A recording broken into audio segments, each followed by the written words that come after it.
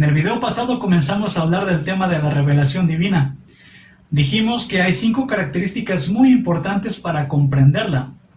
La revelación es gratuita, libre, histórica, progresiva y ha llegado a su plenitud con la persona de Cristo.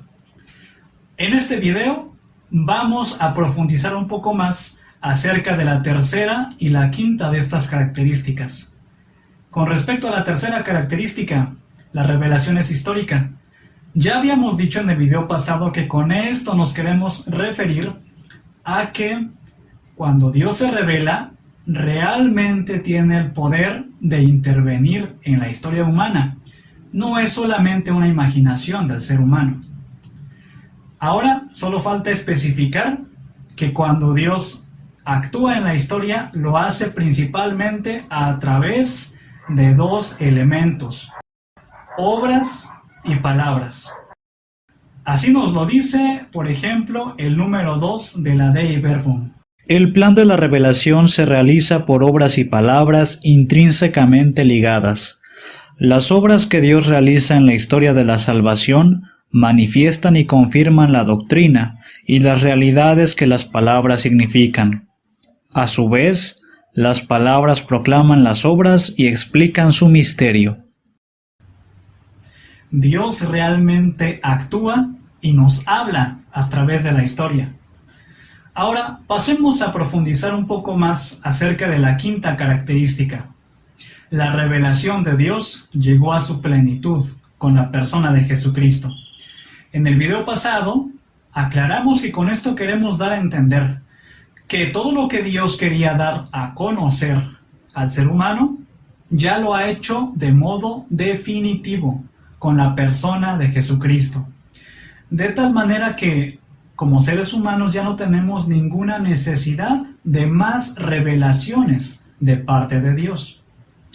Pero si esto es así, puede surgir en nosotros la pregunta: ¿por qué la Iglesia ha aprobado algunas apariciones de Jesús o de la Virgen María, por ejemplo, a lo largo de la historia? Pensemos, por ejemplo, en la aparición de Jesucristo en 1673 a Sor Margarita María Alacoque, que dio origen a la posterior devoción del Sagrado Corazón de Jesús.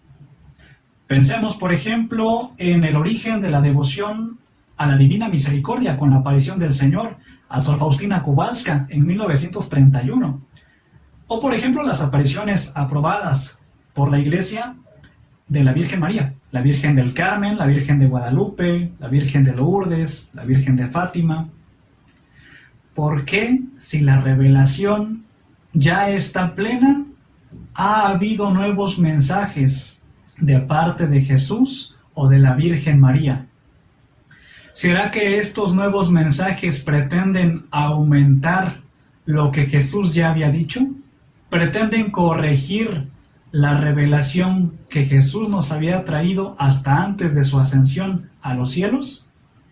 La respuesta la encontramos en el número 67 del Catecismo de la Iglesia Católica.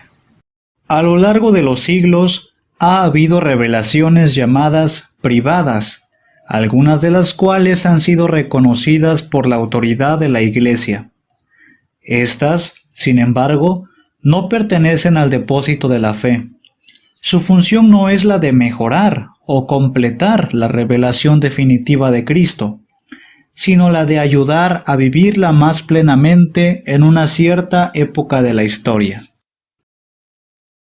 Las apariciones de Jesús o de la Virgen María no contradicen la plenitud de la revelación, porque Jesús no viene a corregir lo que ya nos había dicho.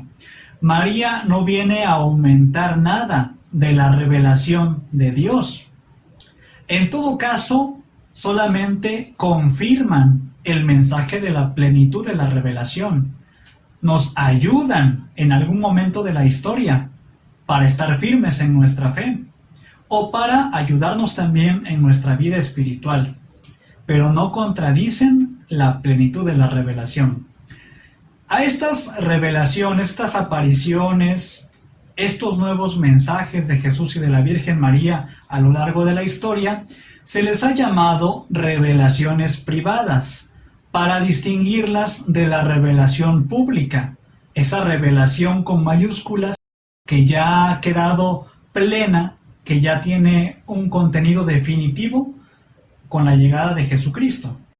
En Cristo, Dios ha dicho todo, es decir, se ha manifestado a sí mismo y, por lo tanto, la revelación ha concluido con la realización del misterio de Cristo, que ha encontrado su expresión en el Nuevo Testamento.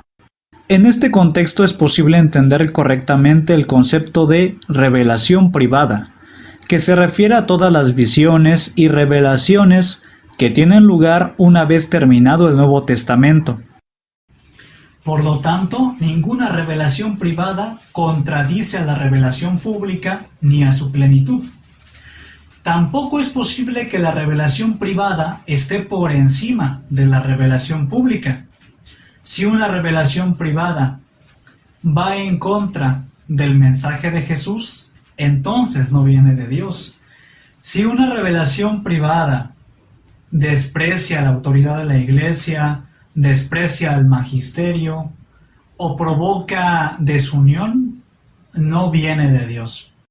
El criterio de verdad y de valor de una revelación privada es, pues, su orientación a Cristo mismo, cuando ella nos aleja de Él, cuando se hace autónoma o, más aún, cuando se hace pasar como otro y mejor designio de salvación, más importante que el Evangelio, entonces no viene ciertamente del Espíritu Santo.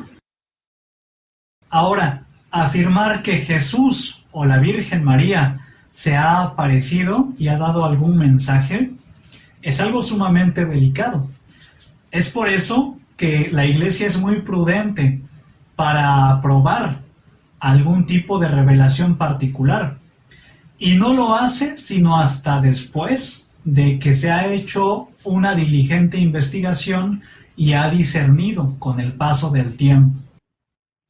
Bien, pues todo esto con respecto a las revelaciones privadas. Finalmente agreguemos dos características más a este tema de la revelación.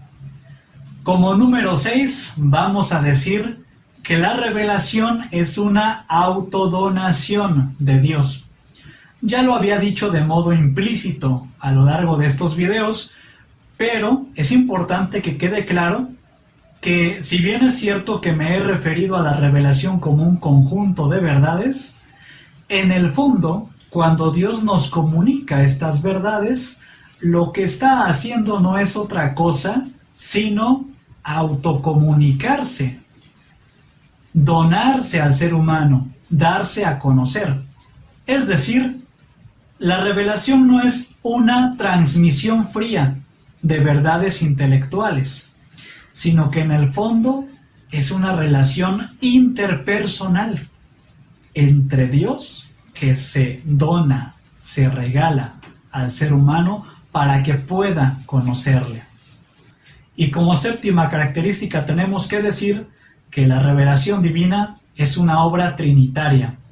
Si bien es cierto que dijimos que Jesús es la plenitud de la revelación divina, nunca podemos separarlo de la persona del Padre o del Espíritu Santo.